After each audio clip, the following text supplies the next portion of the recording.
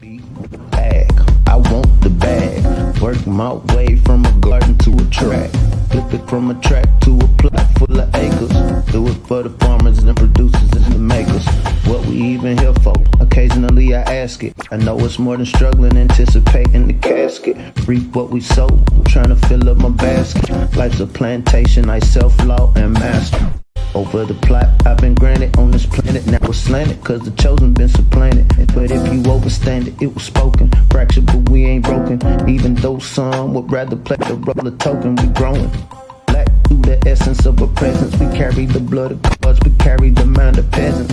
Rich black gardens, future look more like Eden. Multiply seeds like the seed banks in Sweden. Rep my planners on plan according to season. B1 code, switching it up is treason. Black power, family what we eat. Either we get fed or we feed. B1AG. What is growing on? What is growing on? What is growing on? Welcome back to the B1AG Daily Bread Podcast. I'm John Henry Harris. We also have Farmer Brian DMC. Here at B1AG, we focus on Black agriculture as it pertains to agricultural production, education, marketing, health, food, nutrition, and economics, all for the Black family and the Black community. It's getting weird, y'all. It's getting weird, y'all. It is getting weird, y'all. Now, we all know about the mandates that are coming down, and we also know that food is medicine. You know, plants do a lot for us. They provide the food and oxygen we breathe, and also they help us, with their barks, grasses, roots, and the herbs. They literally become medicine. But now scientists are taking things down to the nano level and are studying ways of using leafy greens to both manufacture and deliver vaccines. So that's what today's story we're going to talk about are the JAB meals next. They're getting sneaky, y'all. They could actually sneak this into our food. Would they take it to that level? And interestingly enough, these studies have been going on for a while, and we will dive deep into that. Share. Let's have a big discussion today with the family. We need to be aware of what's going on with our food. Our food system is changing and challenged, and we need to be aware. The great Frederick Douglass let us know that food can be used as a weapon of war. And in today's wars, we need to be aware of how food can be compromised. Farmer Brown, what say you? First, I just like to say peace to the B1 family. I hope everybody's doing well today. What you always tell me, bro, reading is fundamental. I want the bag. And the bag is in ag science. They tell us to follow the money. We're playing a kindergarten game of connect the dots here. Absolutely, food is medicine. So today, all this does here when we have this B1AG conversation, our ultimate goal is to get the melanated family to not only agree with the fact that food is important, but also for each of us to empower ourselves to at least learn how to grow food, at least learn the process of how food is grown, and where we're supposed to have the spirit of discernment and discern what's healthy and what's not healthy. And so for the sake of algorithms, we Iwe Afhe Ute Ibe Erive Ashis K on Alhe Iwe Ixpe about the abs J. So with that said, man, I look forward to deep diving into this conversation. It's getting strange. It really is. What they're trying to do, or what they're studying, is they're uniquely trying to change the infrastructures of these green leafy plants to make edible axine bays. edible vaccine vase. Now, what their goal or their reasoning behind this is that they can deliver these vaccine bays without specialized facilities or an expensive infrastructure like cold chain shipping and storage, the way they have to do conventional mRNA. This is a quote coming directly from a scientist, Dr. Geraldo. What we're doing in this research is basically creating something that can be as simple as applying foliar spray to the surface of a leafy green like lettuce or spinach, and then eating it in your salad, which could be hugely enabling. According to the World Health Organization, less than 1% of the world's C19 doses have been administered to people in low-income countries. More than 75% have gone into the arms of just 10 high and upper middle class income nations. So they're trying to expand the reach of everything. Now, Dr. Geraldo specializes in plant nanobiotechnology, making plants more efficient using nanomaterials to feed a growing planet. This sounds new, sounds space age, but as Farmer Brown will go into, this is actually something they've been studying for quite some time now. It makes me think of the ancestor Malcolm X, the Battle of the Bullet. In this situation, we're talking about the syringe or the salad bar. We're not here to give any sort of medical information or to try to steer anybody's opinion or decisions, that apply to your household. But I think here at B1AG, we're here to talk about food production. And I think this is definitely a conversation that should be had in our households, in our groups, in our cliques, in our circles about, what if things go wrong? What if things go great? Once again, this is a call to action. We really need to be involved in not just ag production, but ag science. The soil and green. I think in this conversation, a lot of what's understood doesn't need to be explained. But like bro was saying, and so this isn't new. It didn't just come out of nowhere. This didn't just come as a result of what we see going on right now. And so on March 27th, 1998, and this is at USC, University of Southern California, in a corner of USC's Institute of Genetic Medicine, green tobacco plants with broad, soft leaves sprout under special ultraviolet lights. In a sterilized petri dish next door, a tiny tuber, an infant potato. Who's supplying these potatoes at McDonald's for the fries? The largest farmland owner, but let me not digress, grows from a single alfalfa-like stem. Though they may seem out of place at a biomedical research facility, plants like these may one day be used as edible vae for dairy cows or as a new way to help people with multiple sclerosis. The plants belong to Agravax, Inc., a small biotechnology company that is sprouted on the health sciences campus. Agravax president and lead scientist Lisa Welter earned her PhD in microbiology at the USC School of Medicine before moving into the biotech business. B1AG, I want the bag. In 1995, Welter and her father, who was also a scientist, founded Agravax to develop plants that would make and deliver vaccines for agricultural animals. For the last few years, the company has leased lab space from the IGM, but an agreement began in November and only recently finalized. Agravax has given USC shares of stock, follow the bag, shares of stock in exchange for use of a portion of the IGM facility. Quote, it's beneficial to both parties because USC will earn profit as a shareholder in any products that Agravax develops. It also shows USC's commitment to fostering a collaborative environment with the biotech industry, Welter said, end quote.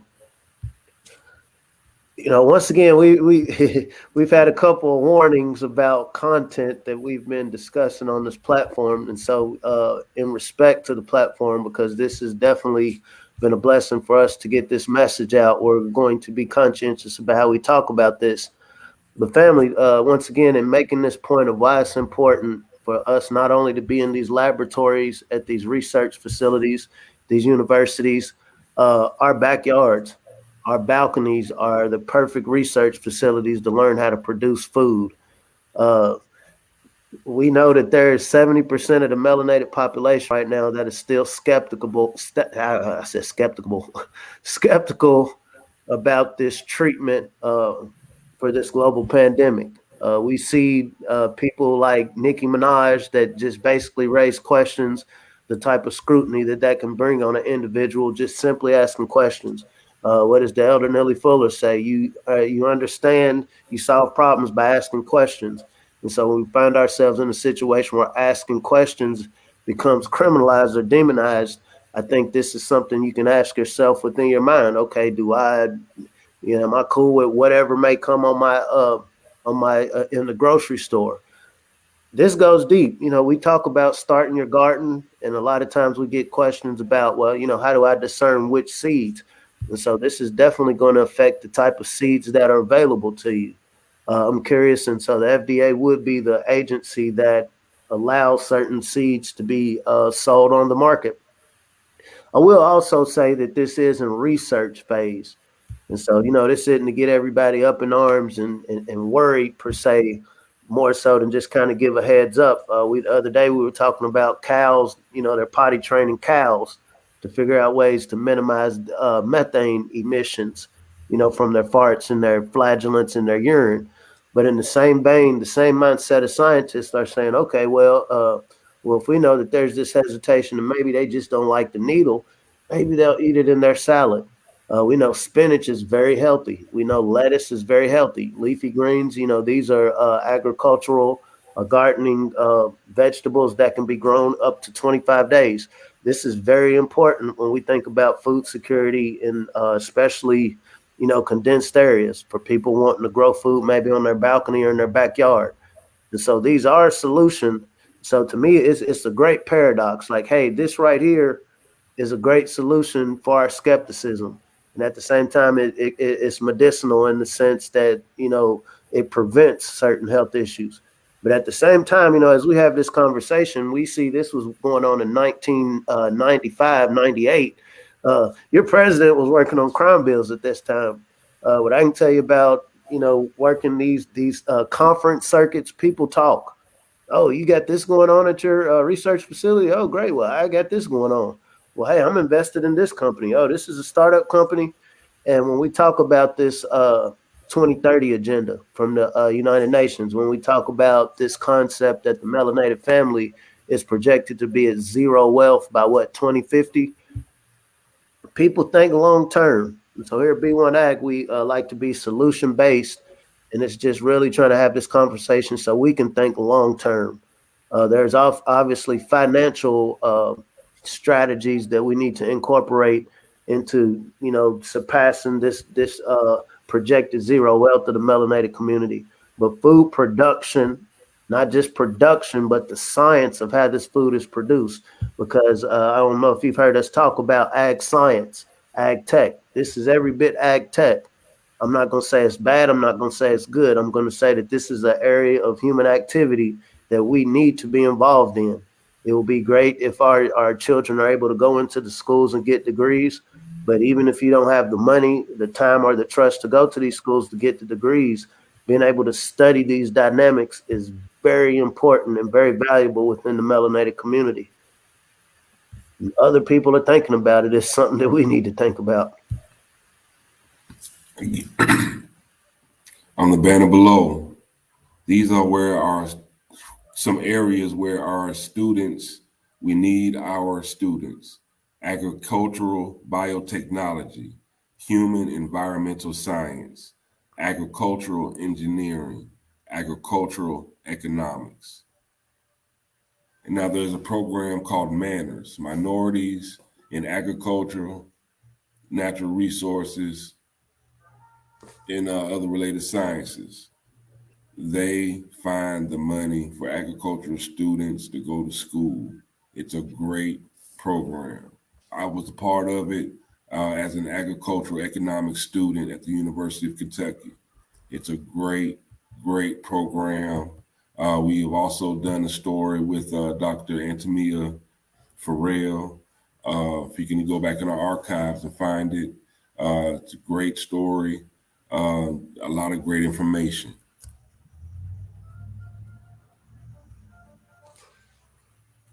This is the company. This is the Manners. I encourage you, if you do have high school or college bound students, to look up this organization.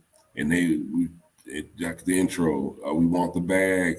Manners helps you find that bag to get educated.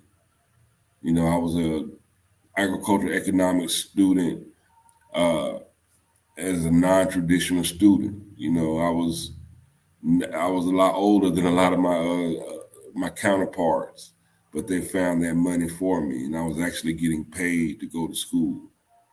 So they will help you. It's a great organization. It's a professional development organization. They help put their students in a position to win. But y'all, getting back to the story, you know, when we were kids, you know, you might have, you know, all medicines, they don't necessarily taste good. So I know my mother, she might put it in like some orange juice, or, you know, maybe mix it in with my oatmeal. You know what I'm saying? Just to make sure that I take what I need to help me to get healthier or better. But this is not the same. It's a situation where you could be unknowingly, unwittingly taking something that you're against. Not necessarily, you know, if your parents are giving you this, it's under this something, they're giving you this in love, they're giving you this because they care about you, they want to make sure you're straight. These people don't necessarily have that connection with you, and they can actually slip this into our food system, which is kind of a scary thought. Not saying they are, not saying they will, but just examining the possibility, just the actual possibility, and them having the means to do so is worthy of a discussion, is worthy of this discussion. Having the means and uncontested opinions, and having the means and and so when you asked that question, I was up late last night. I'm glad you asked that, uh, Sister Wildflower. So I was thinking of what are the key points when we think about all of these possibilities affecting our food security. And so it is possible that somebody could be spraying something when we're talking about nanotechnology that could affect our crops. Well, you know, what is the agricultural solution? And so it will be your high tunnels or your low tunnels. Absolutely, you know, planting in your backyard, but like the sister said, so what if things are being sprayed in the air, you know, aerosol? Because I've heard conversations about nanoparticles, high tunnels, caterpillar tunnels. What are these? These are controlled environments. And so even if you're in a colder area where it's not as warm, you can control your environment within one of these operations. You can minimize, you know, nothing's going to be 100%, but you can minimize whatever aerosol impediments might affect your operation. At the same time, you can also grow inside. There, especially when we're talking about leafy greens, microgreens, different herbs, you can grow them inside of your home, inside of your apartment, inside of your duplex, inside of your townhouse. On general, they would need about 12 hours of natural sunlight, uh, if possible. If not, they would need unnatural light, and these are lamps. Some of my cats growing corn, you understand the thing, but it's the same concept growing vegetables. And so there are some very specific things we need to think about. Okay, what if, and like I said, this is in research phase. And so it's not like you're going to go to the grocery store tomorrow and then, you know, half of your selection of healthy food has been tampered with. But we see this coming down the road. And so this is also a call to action to those that have been growing to meet you a local farmer, meet you a black farmer that has seeds. We really need to look at seed banks. We really want to preserve heirloom seeds, non-GMO seeds. We don't want hybrid seeds. We want heirloom. Heirloom basically, this is originally what the Most High made it, and it's been preserved. And so store them. Maybe you're not going to necessarily plant them this year, but just in case something comes down the road, we don't want to find ourselves in a position where we have no choice. Also, going back to what the sister was asking about, how do you protect it from contaminants? This is also, when I think about the water system being contaminated, catchment systems. We know there's condensation. We know there's dew. I would encourage the family. I don't think none of the agricultural sites online are being flagged for misinformation, but there's ways to catch some of the moisture out of the atmosphere and retain it to water your plants. And once again, when we're talking about ag science, if you can get one of these young children to understand this basic concept early, and you get them on code of B1, I'm learning everything I'm learning to serve my community, helping those that need the most constructive help. Then by the time they get to a college, they get opportunity to get an 1890 scholarship to attend a HBCU, land grant university. They get opportunity to join Manners. Then they're already on code knowing, okay, all of these opportunities that's going to come to me, I'm going to seize upon it, knowing that I'm going to apply this information and knowledge to my community that's going to be affected. Does this mean you can't? I haven't heard of them, but I will definitely look that up. As long as it's heirloom, the keyword, brands, brand is kind of arbitrary because some of these companies, they'll literally source their seeds from the same location and just have different labeling on the package. But when you see the word heirloom, that's gold. That's agricultural gold. And dealing with what we're talking about right now, it's going to be agricultural diamonds. Because like I said, one of the worst things that can happen is we have this conversation too late, then we have no choice. Another thing I was thinking about in this conversation, we don't want to be liabilities to anybody. We think about it's a large percentage of the melanated community are in condensed areas. We're in apartments, we're in cities, we're in hoods. We definitely need partnerships with rural landowners, rural farmers. If not partnership, some sort of amiable relationship. You also don't want to be a liability to nobody. You don't want to constantly call somebody up, hey, I need. You want to have an asset to offer. And so that's one of the reasons why we really stress learning how to grow your own food, learning how to garden, learning all of these different details to go within producing. Maybe I'm not the most scientifically inclined person. We saw Walker Flock out there. he was kind of struggling with his tiller. But saying that to say, learning certain practices that can be bartered in a situation where you're kind of left out of the fiat economy. This isn't a Chicken Little thing, but it's like, we really have to be codified and very specific about what are needed elements of getting us to the next day and thriving. Many of us don't have the luxury of having laboratories, these elaborate laboratories with petri dishes and flasks and beakers. But we do have some sort of space where we live in. And so saying that to say, the sooner we can understand something, the sooner that we just get that intrinsic knowledge of how he was trying. But that's what it's all about. I smile about it, but that's what it's all about. I respect that man struggling with that tiller more than somebody laughing at him who hadn't even put their prints in the mud, right? Because he's that much closer to knowing how to produce. Just in case he goes to his ATM and it doesn't work, because your president right now is saying, "Oh, we want access to every bit of money that these people are earning."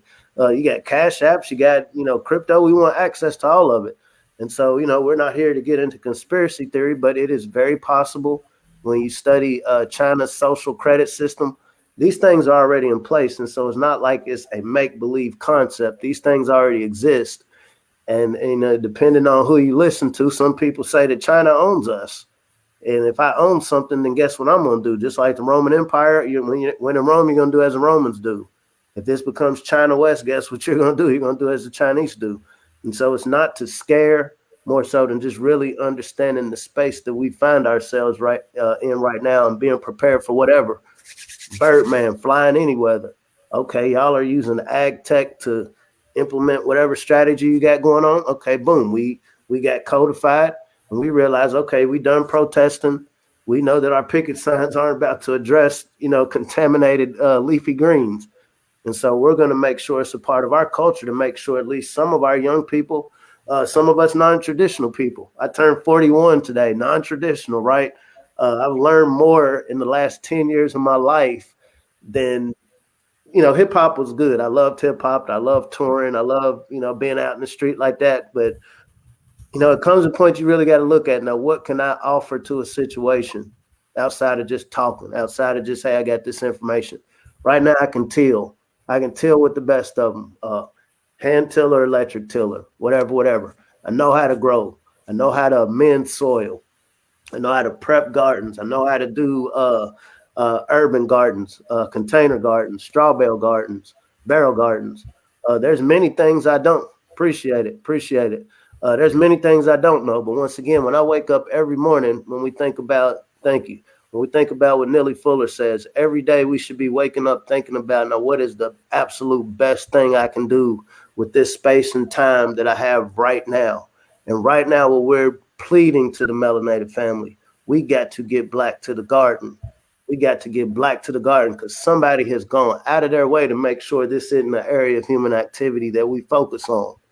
And I know, I don't think, I don't wish, I don't hope, I know to the degree that the melanated family decides that, you know what, this is us.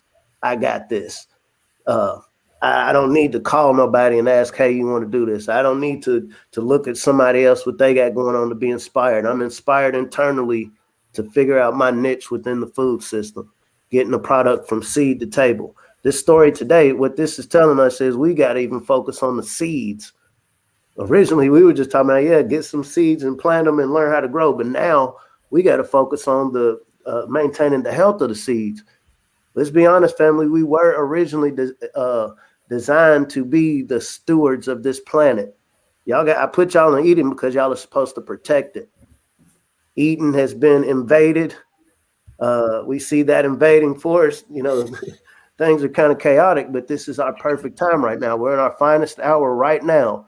The melanated family has never been more influential on global activity. When we think about the power of hip hop, when we think about the power of fashion, we think about just our swag, our spice that we add to this smorgasbord of living things. When you think about that, we have every opportunity to change what this food system looks like.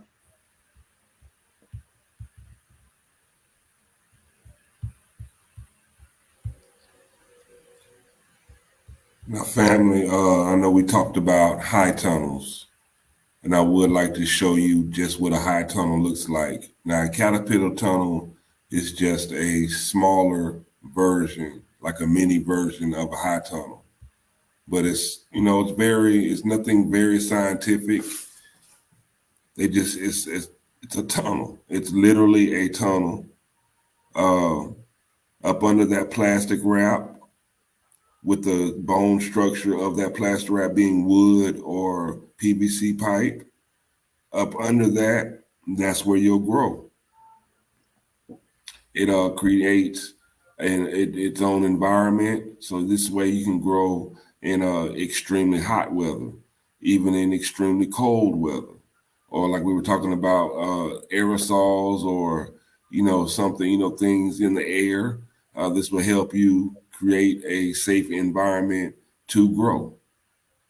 It's literally just a tunnel. It's a greenhouse. The same concept as a greenhouse.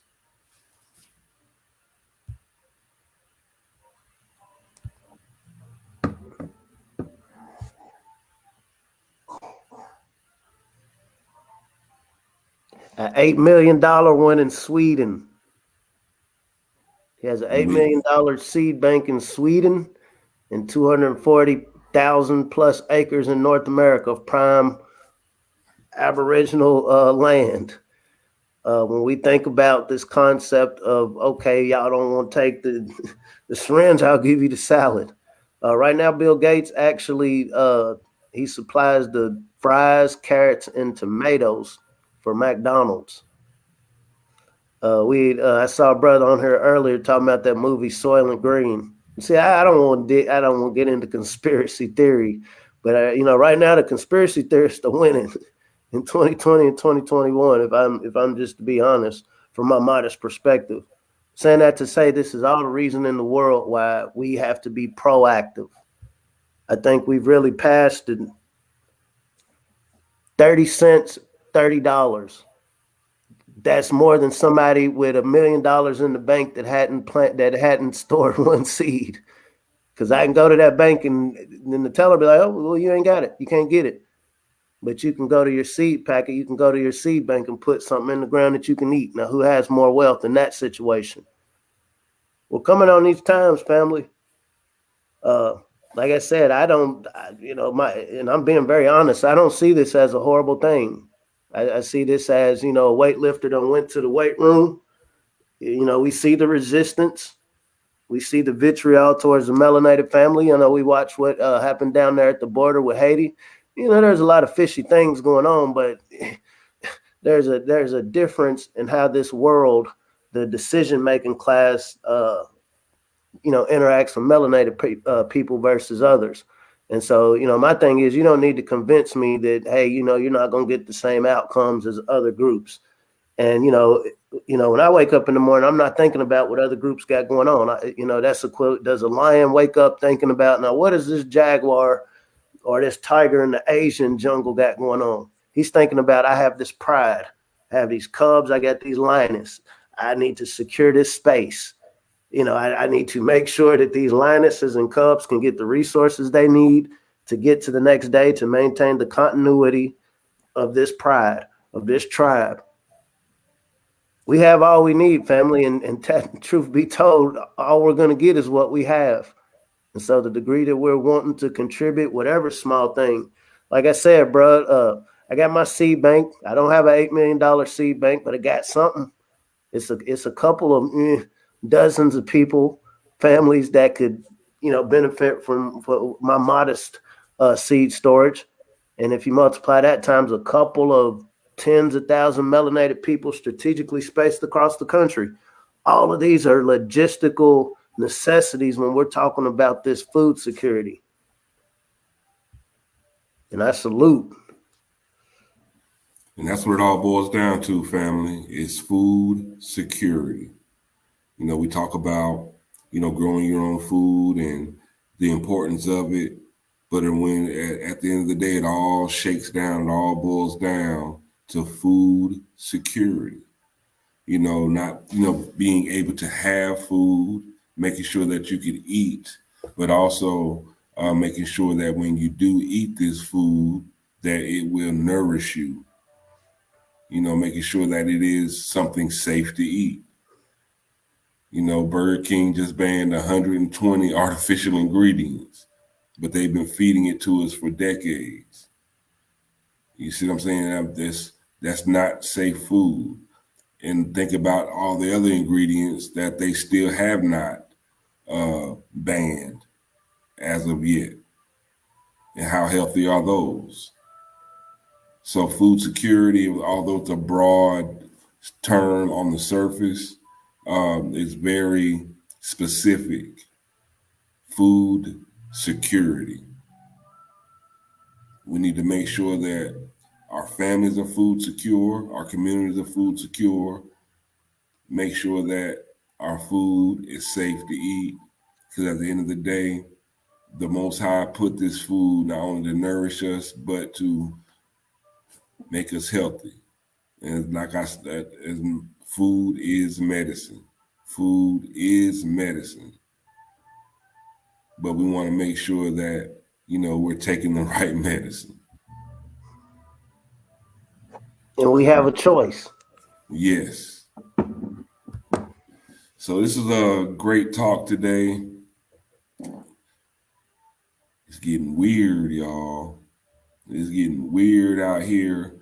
But what this means is that we have to be more aware, more vigilant, and more intentful with what we do, what we think about, and how we plan our days, day to day, month to month, decade to decade.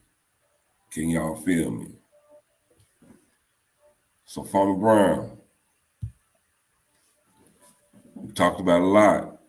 And we encourage people to grow their own food in their backyard or on their porch or in their home or in their greenhouse, in their milk crate. We even say grow your food in your Jordan. But if you really want to know something, what does the family need to do, bro? There's no business like grow business. Oh no. If you really want to know something, let's learn how to grow something. And everybody give Farmer Brown, the MC, a happy birthday. This is my brother, man. He's been my brother for 25 years, man. Been through a lot of ups and downs. I mean, we done been to the mountaintop and to the bottom of the doggone hog trough. You know what I'm saying? Sleeping on floors, to opening mansion doors, bro. You know, we done did it all, bro. Happy birthday. And, you know, this is a journey we started 25 years ago, and hopefully we got more than 25 more to go. So we salute you for all you do. This brother he has given so much of his life force and energy to other people, put it into a lot of children, cultivated a lot of minds of kids, and he's just a real special bro. I'm glad to have met you, and you know, it's probably one of the best things about me making my trek through Kentucky, bro. You know, I'm glad I can call you a friend, man, straight up. I appreciate that, bro. Everybody, Farmer Brian MC, happy birthday. You know what I'm saying? Stevie Wonder style. You know what I'm saying? And B1AG family, we're going to keep bringing you this content. Believe it or not, this little old channel, they scared of us. They're scared of what we talk about. But we're going to bring you the truth. And we're going to bring it in a very real way. And we're going to make sure that the information that we do bring you is going to help. That's all we're trying to do, is bring you truthful information that will help and enhance life. Because at the end of the day, B1AG is about life and living. So everybody, let's get your grow on. Until next time we see you. Peace out.